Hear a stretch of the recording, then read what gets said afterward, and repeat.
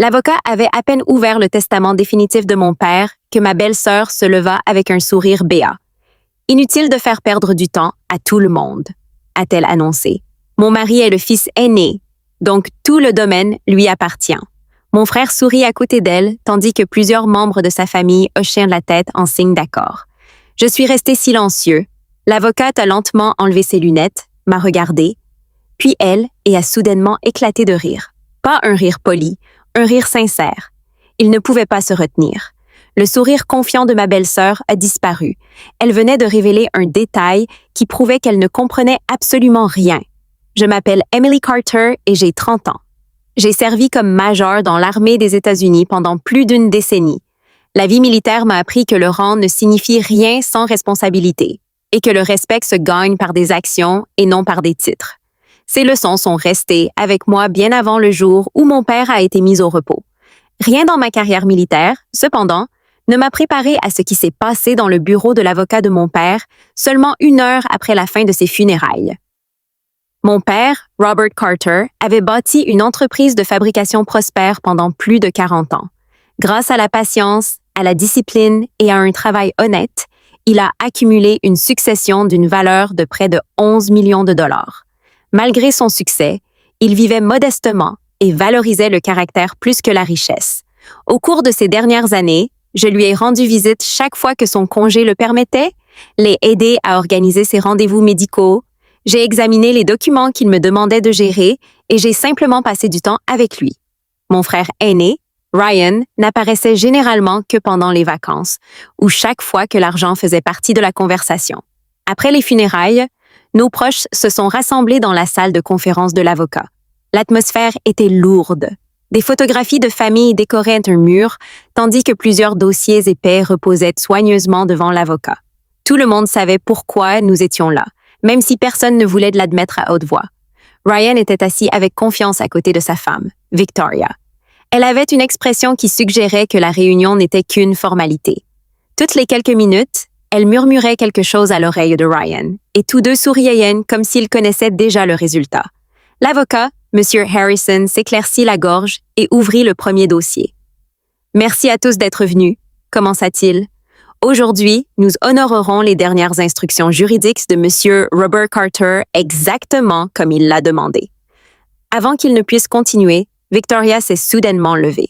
« Il n'y a vraiment aucune raison de traîner cela », annonça-t-elle bruyamment. « Mon mari est le fils aîné.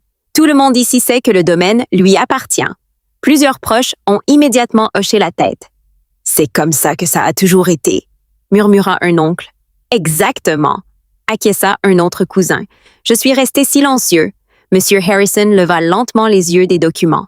« Madame Carter, dit-il calmement, êtes-vous certain que vous aimeriez que cette déclaration soit faite devant chaque témoin présent aujourd'hui? » Victoria croisa les bras avec confiance.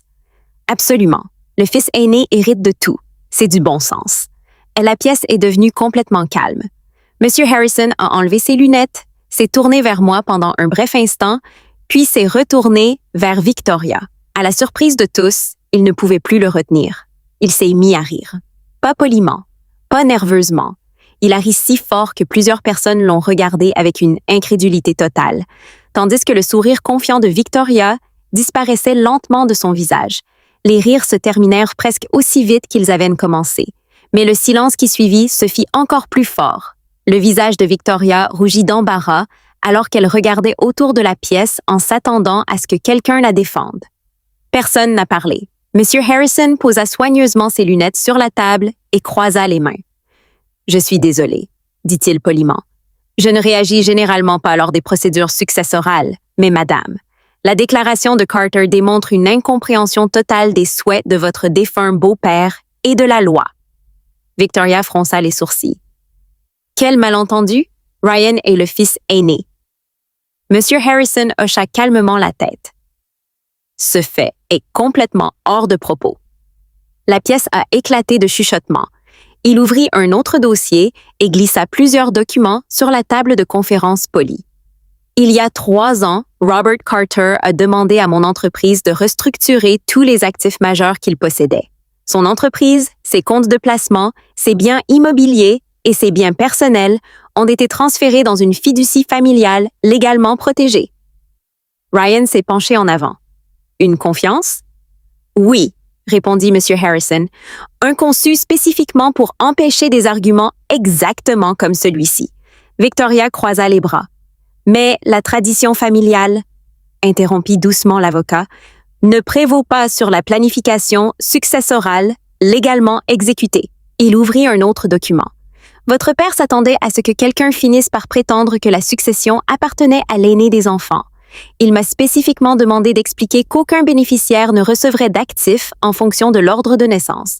J'ai vu la confiance de Ryan commencer à s'estomper. M. Harrison a continué. Robert Carter croyait que le leadership devait se mériter par la responsabilité, l'intégrité et des actions cohérentes. Ces principes sont devenus le fondement de cette confiance. Il a retiré plusieurs notes manuscrites du dossier. Pendant ces dernières années, votre père a tenu des registres détaillés. Une page énumérait les rendez-vous à l'hôpital. Une autre réunion financière documentée. Un autre a enregistré des décisions d'entretien pour son entreprise et ses propriétés. Chaque entrée portait le même nom à côté d'elle. Emily. L'avocat a regardé directement Ryan. Votre père a noté qui l'accompagnait à des rendez-vous spécialisés, qui examinait les documents fiscaux, qui s'occupait des réparations d'urgence et qui répondait à ses appels lorsqu'il avait besoin d'aide. Personne n'a parlé. M. Harrison a tourné une autre page. Il a également documenté chaque fois que quelqu'un l'a contacté uniquement pour discuter de presse, d'héritage futur ou de propriété d'entreprise. Ryan baissa les yeux. Victoria s'avança soudainement. C'est ridicule. Rien de tout cela ne change le fait que Ryan est toujours le fils aîné. M. Harrison sourit patiemment. Non, Madame Carter, ça change tout. Il ferma soigneusement le dossier. Cependant, ces dossiers ne sont qu'une partie des délibérations d'aujourd'hui. Il tendit la main sous la pile de documents juridiques et en retira une grande enveloppe de couleur crème scellée avec de la cire bleue foncée. Sur le devant, dans l'écriture inimitable de mon père, se trouvaient 7 mots simples. À mes enfants, lisez ceci ensemble à la fin. M. Harrison posa une main sur l'enveloppe avant de regarder autour de la pièce. « Je crois, dit-il doucement, que ton père devrait parler pour lui-même maintenant. » Chaque personne dans ce bureau se pencha en avant, attendant d'entendre ces derniers mots. M. Harrison a soigneusement brisé le seau de cire bleue et déplié la lettre. La pièce est devenue si calme que je pouvais entendre l'horloge du grand-père tourner dans le couloir à l'extérieur. L'écriture familière de mon père couvrait chaque page. Il s'éclaircit la gorge. À mes enfants, si vous entendez ces mots, alors mon temps est terminé. J'espère que tu te souviendras de moi non pas pour ce que je possédais, mais pour les valeurs que j'ai essayé de t'enseigner. J'ai baissé les yeux, repoussant déjà mes larmes. L'avocat a poursuivi la lecture. J'ai entendu des gens dire que l'aîné devrait hériter de tout. Je ne suis pas d'accord. Le leadership n'a jamais appartenu aux plus anciens. Il appartient à celui qui se montre quand personne ne regarde. Ryan se déplaçait inconfortablement sur sa chaise. Emily ne m'a jamais posé de questions sur mon argent. Elle m'a posé des questions sur ma santé. Elle a réorganisé les congés militaires pour assister aux rendez-vous chez le médecin, a passé des soirées à m'aider à organiser la paperasse et à traiter chaque heure avec moi comme s'il s'agissait d'un cadeau. Je pouvais à peine respirer. Ryan, tu es mon fils et je t'aime, mais trop souvent, nos conversations ont commencé avec des affaires, des prêts ou des projets futurs pour ma succession. J'ai prié pour que cela change, mais je ne pouvais écrire que la vérité. Personne n'osait l'interrompre. M. Harrison se tourna vers la dernière page. Par conséquent, je nomme Emily Carter comme seule fiduciaire de la fiducie familiale Carter et principale bénéficiaire de mon plan successoral. Elle a gagné ma confiance totale. Ryan recevra la distribution spécifiquement décrite au sein de la fiducie selon ses conditions, mais aucune personne, y compris aucun conjoint, n'a le pouvoir d'exiger ou de rediriger ses actifs. Le visage de Victoria pâlit. Elle ouvrit la bouche pour discuter, mais aucun mot ne sortit. M. Harrison a soigneusement placé la lettre à côté des documents juridiques. La confiance est juridiquement valable, a-t-il dit calmement. Chaque exigence a été satisfaite. Madame Carter, vous n'êtes pas bénéficiaire de cette succession et ni la tradition ni les suppositions ne peuvent l'emporter sur les instructions écrites de votre beau-père. La pièce s'est restée silencieuse. Ryan me regarda lentement avant de baisser la tête. Pour la première fois de l'après-midi, Il n'y avait plus une trace de confiance dans son expression. Je me suis levée et j'ai marché vers l'avocat. Merci, dis-je doucement, puis j'ai regardé autour de la pièce.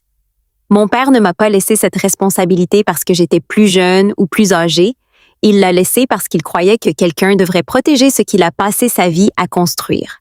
J'ai l'intention d'honorer chacun de ses souhaits. En quittant le bureau, j'ai jeté un dernier coup d'œil à la signature de mon père.